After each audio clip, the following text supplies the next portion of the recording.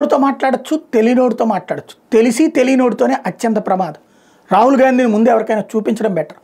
ఆయనకి తాజాగా బడుగు బలహీన వర్గాలు ప్రతిభ అనే పేరుతో అణచివేతకు గురవుతున్నారట. దానివల్ల సమస్య అవుతుందంట. ప్రతిభ అనేది తప్పట. ఇది తాజాగా ఆయన చేసినటువంటి వ్యాఖ్యలు.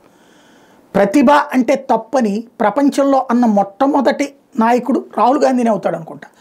కులం పేరుతో, మతం పేరుతో, వర్ణం పేరుతో, వర్గం పేరుతో ఓటర్లని చీల్చి మైనారిటీలని, దళిత బడుగు బలహీన వర్గాల్ని మోసం చేసి వాళ్ళకి తప్పుడు సమాచారాలు ఇచ్చి తప్పుడు విధంగా వాళ్ళని అధ్యయనం చేసి వాళ్ళని చివరికి మిగతా ప్రజలతో దూరం చేస్తూ పబ్బం గడుపుకునే దరిద్రపు అలవాటికి ఇది సజీవ సాక్ష్యం.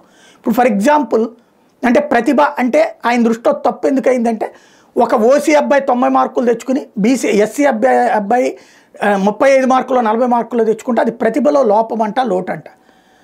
అంతే తప్పించి ఇక్కడ ఎస్సీల్లో కూడా ఇప్పుడు 100కి 100 తెచ్చుకుంటున్న వాళ్ళు ఉన్నారు, 100కి 90 తెచ్చుకుంటున్నటువంటి వాళ్ళు ఉన్నారు.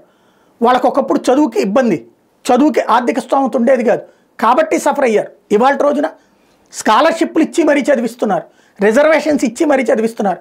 ఓసీకి సీటు దొరకాలంటే కష్టం, కానీ ఎస్సీ ఎస్టీలకు సీటు దొరకడం సులభం.